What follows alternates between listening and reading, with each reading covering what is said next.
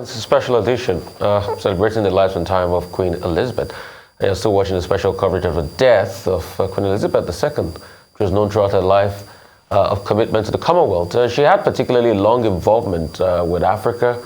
And looking back, Fate Ora looks back at her days on the continent. But hey, we're past that already. But we're going to be talking also to somebody special, that met her at this time. Chief Emeka Anyaoku was the former Commonwealth Secretary General. Great to have you here, sir. Pleasure to have you. You had a stellar career being Commonwealth Secretary General. You met with the Queen a lot of times. Your personal recollections, and some of the conversations, the rich memories you had with Her Majesty. Well, the Queen was an exceptional head of the Commonwealth Association.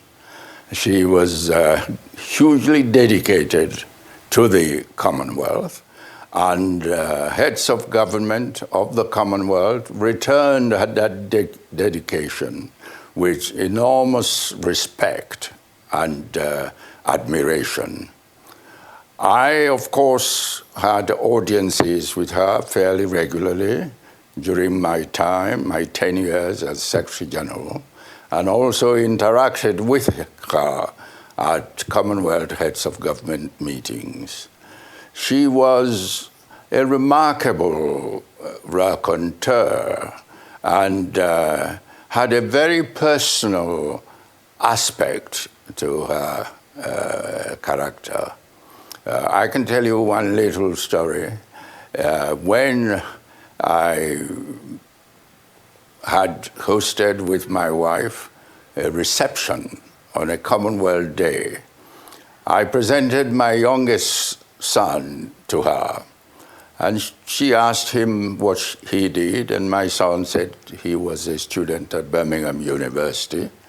And the Queen said to him, "Well, I'm coming to your university in 3 weeks' time to join you in the celebration of your 150th anniversary." Whereupon my son said, "Yes, Your Majesty, we're all greatly looking forward to your visit." This was on a Monday, and 2 days later, on Wednesday, the Vice Chancellor's office in Birmingham received a telephone call from Buckingham Palace to say that Her Majesty the Queen would like young Anyaoku at the lunch that the Vice Chancellor and the university were going to host for her. This was a very caring, personal side of Her Majesty. But on official side, she took her responsibility for the Commonwealth very seriously.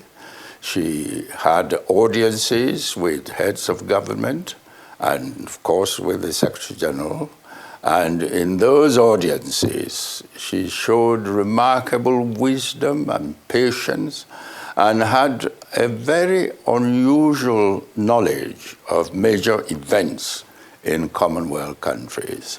So she will be greatly missed throughout the Commonwealth. Well, good morning, sir. Good to have you on the program. Will you say that the golden age of the British monarchy has passed? Because she was such a towering figure, stabilizing factor, and now, even for the Commonwealth, people are talking about the future of the Commonwealth, the future of the monarchy. Will you say the golden age of the British monarchy has passed? No. On the contrary, I would say that the British monarchy for the United Kingdom remains a very special asset for the country. She's a rallying point and symbol of the country's unity and progress. And in the Commonwealth, the heads of government at their meeting in 2018 unanimously agreed that King Charles III, as he has now become, will assume responsibility as the symbolic head of the Commonwealth. And I believe that King Charles, when he was Prince of Wales, identified with the Commonwealth. I once, as Secretary General, hosted a lunch for him and the Commonwealth High Commissioners in London, just the High Commissioners and himself. And I had asked him to speak to the High Commissioners without worrying about the media. There would be no media presence. And he displayed a great knowledge and caring for the Commonwealth. I think that the heads of government that have decided that he should continue to assume the responsibility of headship of the Commonwealth will relate amiably with him. And the future of the Commonwealth is assured. Indeed, very recently, 2 new members, Gabon and Togo, applied and were received as members of the Commonwealth. So the Commonwealth is growing. Certainly is, sir. And those recent entrants are those who had no historical ties to the British Empire, yet sought to join that Committee of Nations. So it shows continued relevance of the Commonwealth. However, there are criticisms that the Commonwealth is merely the British Empire version 2.0. How would you address those criticisms? Well, the Commonwealth in 1949 ceased to be the British Commonwealth.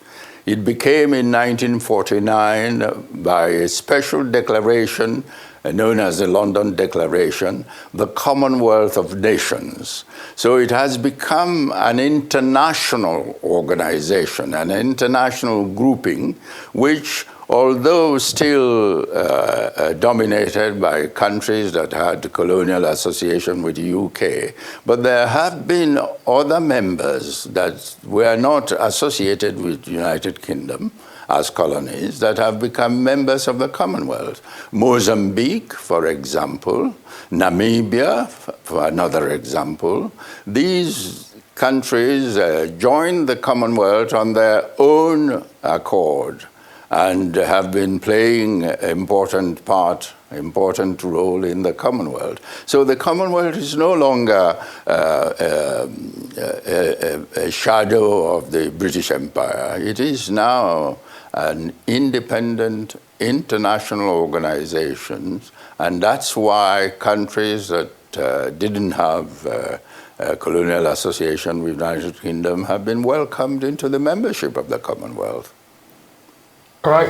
I also want to go back, probably to the future and what will, be the lot of the crown amidst, the ever-changing world we're having today. The fact that the world has gone back pretty much to the Cold War era, and also the future of the monarchy. When you look at it, there's been a lot of push as regards republicanism. The countries that the Queen is head of state, countries like Australia are beginning to look at the way of republicanism. And also, even in Britain itself, there's been a lot of darts being thrown at the monarchy. I'll give you a great example. The Queen celebrating her Silver Jubilee, and that infamous song by the Sex Pistols, God Save the Queen. A lot of people are beginning to ask again and again, in modern society, the need of a monarchy. What would you like to say about all of that?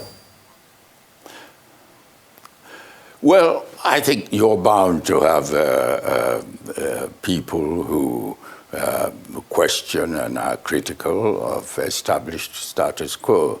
But by and large, the British population still believe in the relevance of their monarch. Because you say that globally speaking, republicanism exists in more countries than not. That is true, but every country has its own special constitution and special character. The character of the British people is to have the monarch as the symbol of their unity, the symbol of their identity as a country. And that is not going to change in the foreseeable future, because politicians have their role to play in the United Kingdom.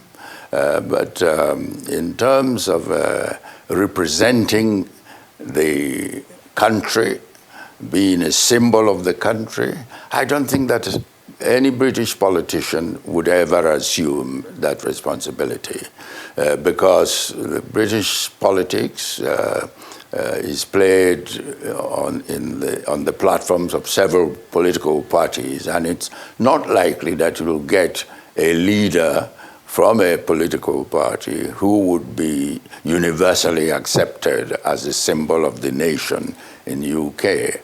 And that's why in a number of Commonwealth countries, I think about 16 of them, still find value in retaining the British monarch as their head of state. So I would say that the future of the monarchy in UK is assured. I was in UK in June for the celebration of the Platinum Jubilee, and it was most impressive. The people who voluntarily organized street parties and all over the country. The country was celebrating her Platinum Jubilee, her 70 years on the throne, and there was no sign of a dissenting or critical voice. So I would say that the position, the place of the monarch in UK is assured for the foreseeable future. Well, it's good you refer to King Charles III and the Commonwealth leaders saying, well, he could carry on after his mom, but will he be able to command the same level of respect? Will King Charles III also succeed in maintaining or be able to maintain the same level of political neutrality that the Queen was noted for? Well, I think that respect for the headship of the Commonwealth grows. The Queen did not start in 1952 commanding the respect that she ended up commanding. It was built up over the period in her relationship, personal relationship with Commonwealth heads of government. And I would expect that King Charles III would embark on nurturing his relations with Commonwealth heads of government and will in due course earn their respect and admiration in the same way as the Queen had. But of course, the Queen is a different human being from King Charles III. The Queen was a particularly warm and humorous and serious character. I believe that King Charles III has the same attributes and will over time use the same attributes in nurturing relationship with Commonwealth heads of government, and will, like the Queen, I believe, like to visit Commonwealth countries. The Queen had the remarkable record of having visited all the 54 Commonwealth countries that there were during my time as Secretary General. She was able to visit all the 54 member countries of the Commonwealth. I'm sure that King Charles III would want to do the same and will need to do the same over the long period that I expect, God willing, he will reign in the United Kingdom.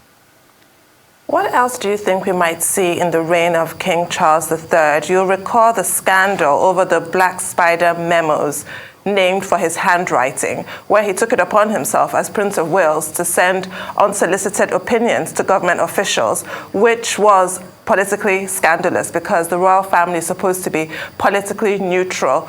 Has he learned his lesson? Might he try to interfere more often in those weekly sessions with whoever the Prime Minister might be? Also, he's been an environmental activist for the past 50 years, long before it was trendy. Might he try and influence policy in that regard? And also, the Prince's Trust has clearly meant a lot to him. Might he try and also influence policy along those lines? What do you think of his reign as King Charles III? I would expect and would hope that he will follow in his mother's footstep of absolute neutrality on political issues in the United Kingdom. Before he ascended to the throne, he had the liberty of expressing his personal opinion on various issues, whether it's environment or the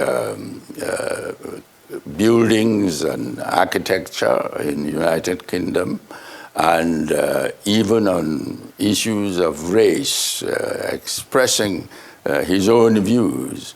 But becoming the king, I'm sure he would know that the British people would not expect him to delve into British politics. And from my knowledge of him, because I did have some close association with him too, I'm sure that he is intelligent enough to know that that would not be acceptable, and I don't think he would do so. Also, in looking at the new king, King Charles III, how will he navigate through hitherto scandals? Example is the Arab money row, for instance, you know, the £3 million in a bag row, and all the scandals like that. That was in the papers. I think I was in England in February, and that was shocking when that did break, you know. And he's the king today. And also the row of collecting money from families relating to bin Laden and the likes, and all of that. No. I think, of course, the media tends to be sensationalist in their approach. The Charity Commission of the United Kingdom said they found nothing illegal, nothing really untoward in having collected a donation from an Arab sheikh. The donation from a group remotely associated with bin Laden,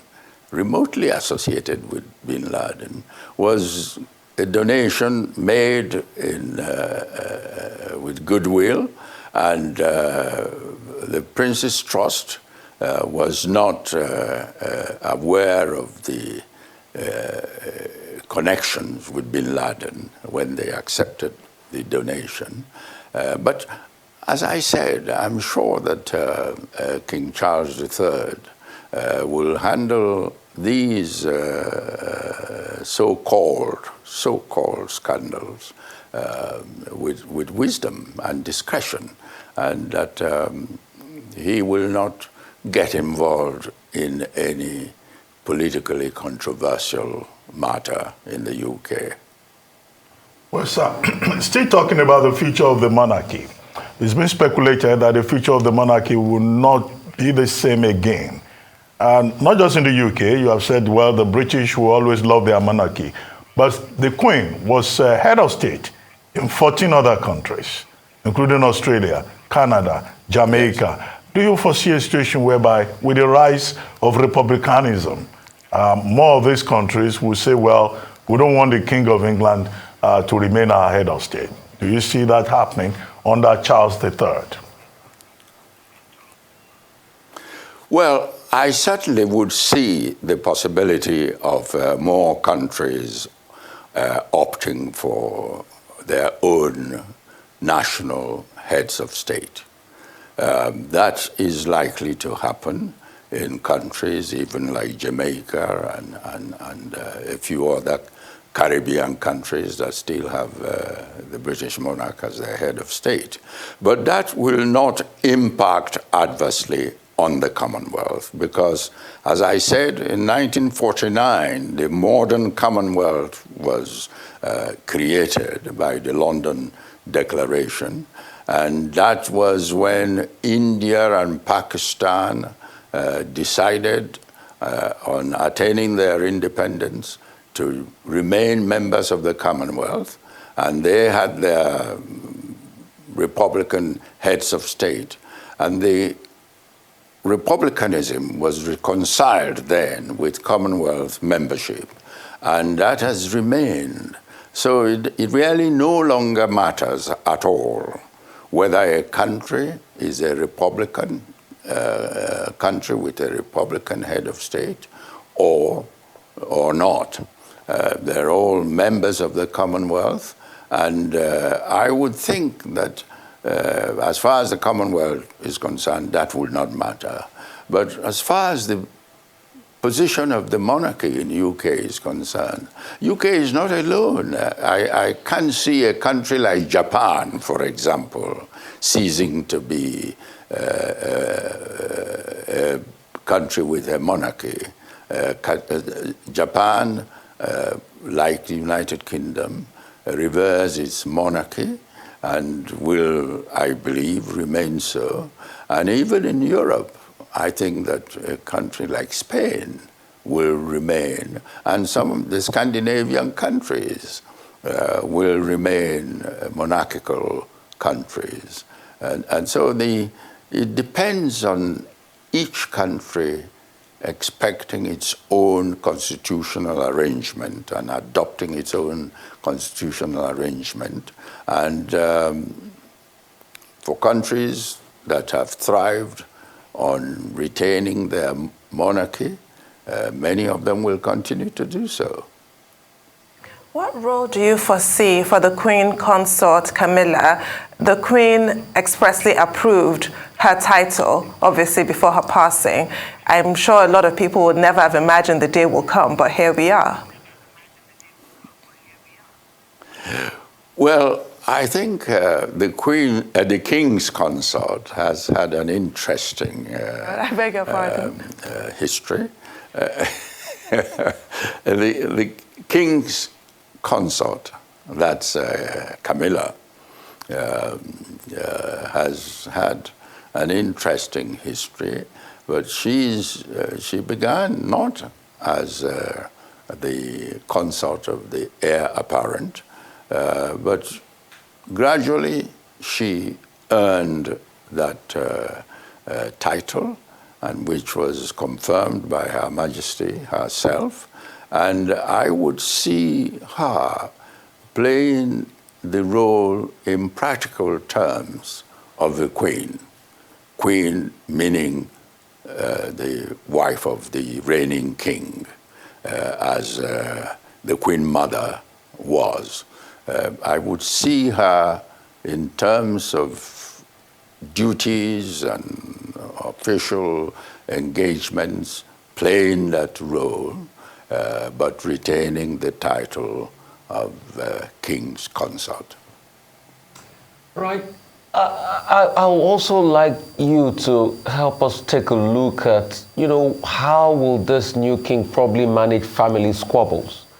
The Queen was trying to manage this before she passed. We saw what happened to Prince Philip, and how the Queen had to pay some money on his behalf. The British newspapers reported. We also seen what's happening. Prince Andrew. Prince Andrew, beg your pardon. We also see what's happening over the pond in America, in California, with the famous Oprah Winfrey interview and all of that. How is this new King Charles going to manage all of that? Because all of that will definitely come to the front burner. Yes, I think that the squabbles, as you call them, in the royal family did pose a few challenges. But late Prince Philip and the Queen handled those challenges, in my view, very well. I think that King Charles III will continue in the same vein. We would see how the relationship and role of Prince Andrew pans out. At the moment, of course, he is in a virtual isolation from royal duties. But I would not be surprised if over time he returns to some royal duties. And I believe that King Charles III would be able to manage her relations, the relations within the royal family, including relations with his second son, Prince Harry.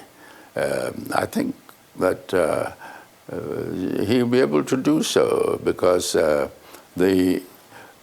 his parents succeeded in managing what they call the firm